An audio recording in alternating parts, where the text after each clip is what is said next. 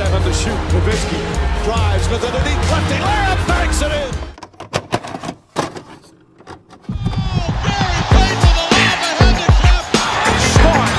Hey guys, this is Dominique Wilkins. Hey, this is Sean Kemp. This is Gary Payton. Hey, this is Pau Gasol. NBA fans, what's up? This is Vince Carter here. Hey, what's up? This is Matt Barnes. If you're an old school NBA fan like I am, make sure you check out the Basketball Time Machine with my man Sean David. Hey guys, what's good? Welcome back to the Basketball Time Machine. I'm your host, Sean David. Thanks for tuning in. In today's episode, I want to take a look at the 1998 NBA draft class and see what players were drafted ahead of Dirk Nowitzki and if they actually deserve to be ahead of Dirk Nowitzki. But before we dive into today's episode, let's take a quick look at the sponsor of today's video. Today's video is brought to you by Fabulous. Now, if you are like me, you have tons of things you want to do every single day, but naturally some things just slip your mind. For me personally, it is drinking enough water every day. I know I should drink at least 1 bottle of water every day, but in reality, this doesn't happen. And this is just one example how Fabulous was able to help me. Fabulous makes it easy for anyone to develop and stick healthy habits thanks to science-backed daily routines. As a result, you feel healthier, fulfilled, and more productive. Now, the drinking water part was just one example, but Fabulous offers more than 100 different habits or even create your own. Fabulous helps you to build these habits thanks to a timely reminder and other features. The app even has behavior change programs designed specifically to achieve your goals. Plus, every day you're getting 2 to 3 minutes of coaching sessions. It's like having a personal coach. Take it from me, Fabulous is super easy to use and it does work. Start building your ideal daily routine. The first 100 people who click on the link will get 25% off a Fabulous subscription. Guys, you definitely should check it out now.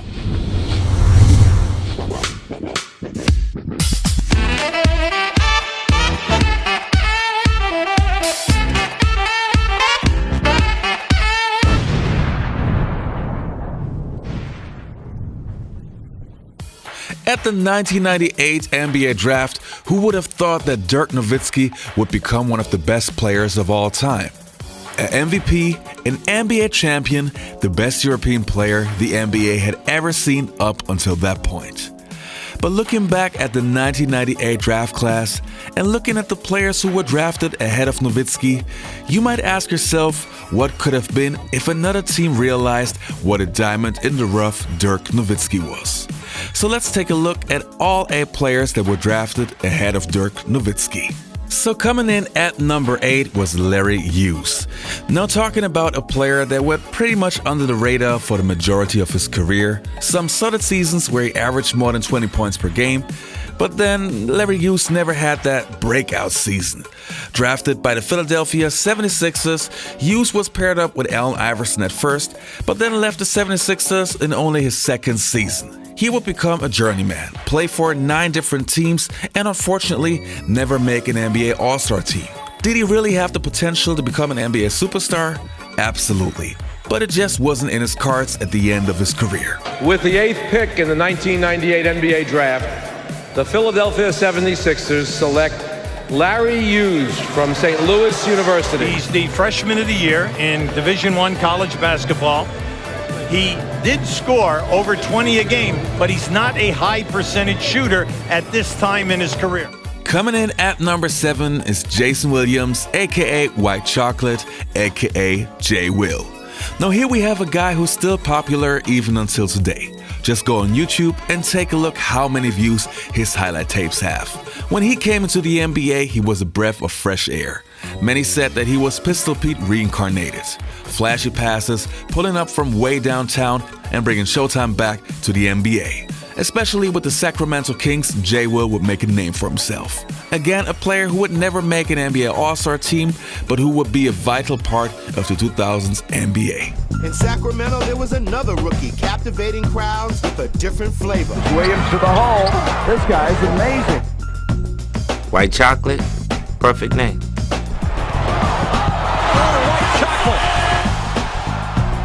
White Chocolate let every white person know we know where it came from, and let every black person know he's one of us. That was all good. Perfect name.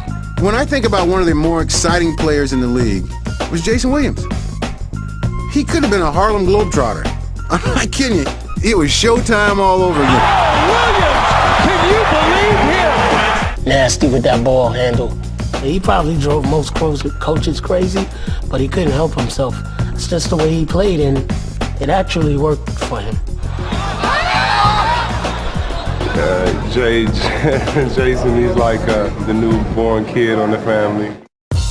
Yeah, and that youngster, he helped bring the Kings crowd back to life. Oh, what a move by Jason Williams. Behind the back. They love it here. And the next player, so coming in at number 6 is Robert Traylor, the guy who was actually traded for Dirk Nowitzki.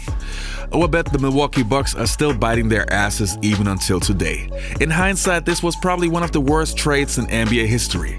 Traylor would never fulfill his potential, was always battling weight issues, and did not even have one single season where he averaged more than 6 points per game.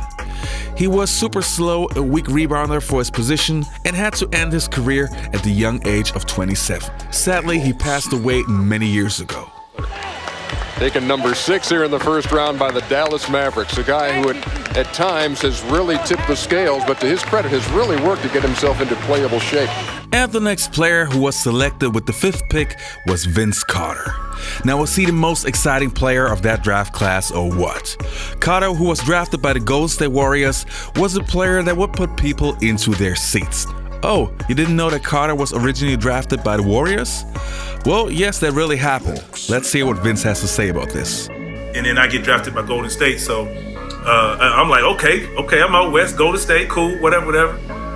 And as soon as I get up on the stage, I shook David Stern's hand, and he said, hold up, man, it's about to be a trade. I'm like, damn, somebody get traded already.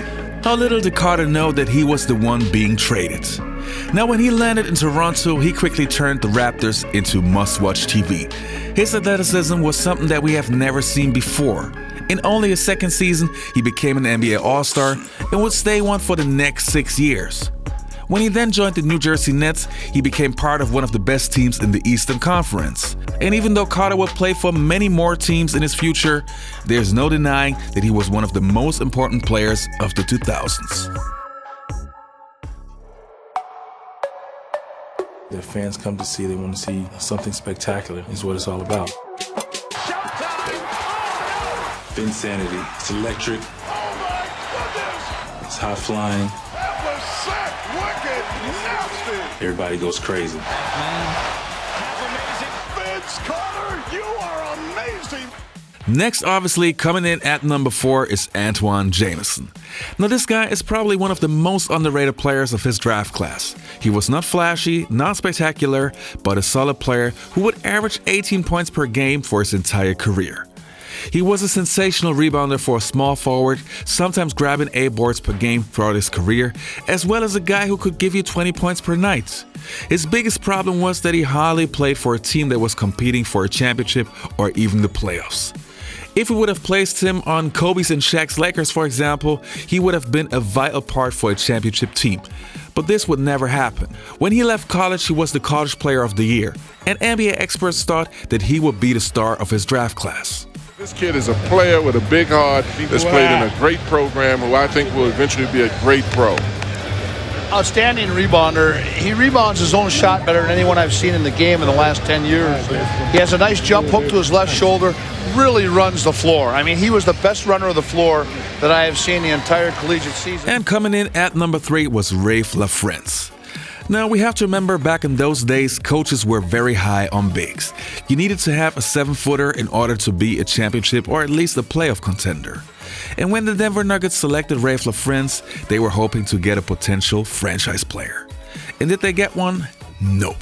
Lafrance was not a bad player per se, but he would not live up to his expectations. He was only an average scorer and rebounder and was lacking the athleticism that some other guys on his position would have. And oh yes, he was the guy who did not finish this play. As he makes the move and just kicks it right back. Beautiful execution. And the next player so drafted with the 2nd pick was Mike Bibby. Now, what can you say about Bibby? Smart player, very high basketball IQ, the kind of point guard that every coach would like to have. No, he wasn't the fastest, and no, not the most athletic guy on the court. But he would make the right basketball decisions. Drafted by the Vancouver Grizzlies, Bibby quickly became a fan favorite and one of the elite point guards in the NBA. But he would have his breakout once he joined the Sacramento Kings in 2001, giving them leadership and more maturity in their game. The result was that the Kings became one of the best teams in the Western Conference. And who was number one? Marco. Back to Michael, and he puts it down hard. Now, as you can see, in hindsight, Dirk Nowitzki could have been easily the number one pick of the 1998 NBA draft class. But do me a favor, please post in the comments, who do you think was the second best player of that draft class? Was it Vince Carter? Was it Antoine Jameson? Paul Pierce? Let me know in the comments.